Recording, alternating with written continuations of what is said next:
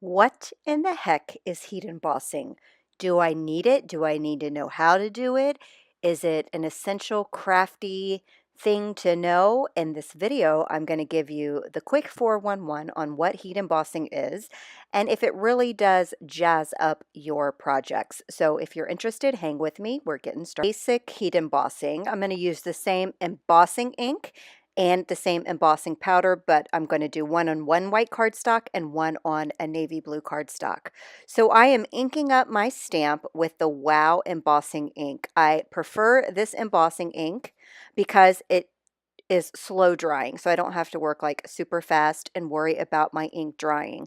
Now, embossing ink is ink that you use prior to heat embossing. However, you can also use it like a watermark stamp, like this right here. I could have left it alone and it kind of gives that watermark impression of the design of the stamp that I used. This is a heat embossing video, so I'm going to show you what heat embossing is. So here I am pouring some embossing powder over the wet embossing ink. I'm going to do it on both the white cardstock and that navy blue cardstock. This is not specialty cardstock. This is just cardstock I have in my stash.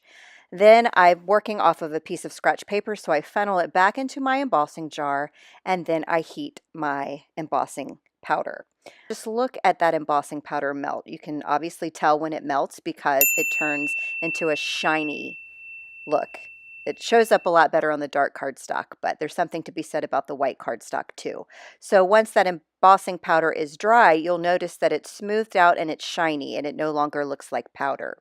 It's also a tad bit dimensional. So you get that shine from the heat embossing or the embossing powder melting, but you get a little bit of dimension from that as well. And here's a look at the two embossing powders. Same exact thing, same exact stamp, just different color card bases. All right, now I've grabbed my Misty stamping tool because I want to show you a couple of ways that you can multicolor heat emboss. Now you can do this with multiple colors of embossing powders, but a lot of people don't have a lot of colored embossing powders, so I'm going to show you another way as well. So I did use an anti-static tool there. That was that little powder pouch you saw. It's just filled with some kind of powder and it helps keep stray embossing powder getting from all over the place.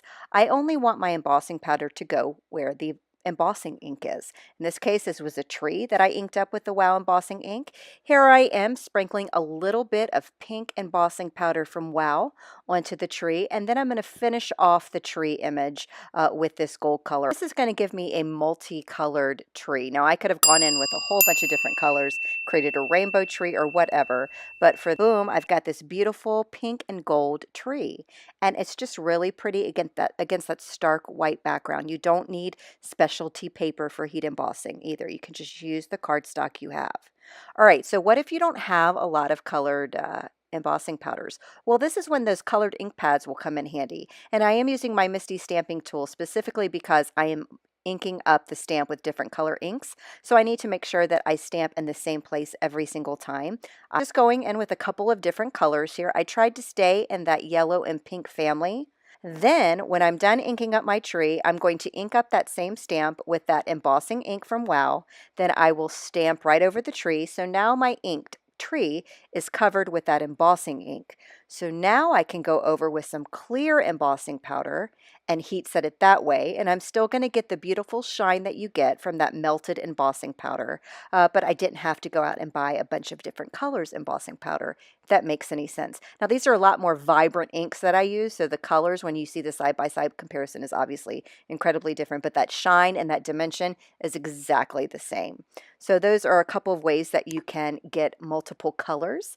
So yeah, the basics of heat embossing. Do I need a bunch of colors? Can I get away with just using one clear embossing powder and a bunch of colored inks? And do I like the look of embossing powder? And yes, to all of the above.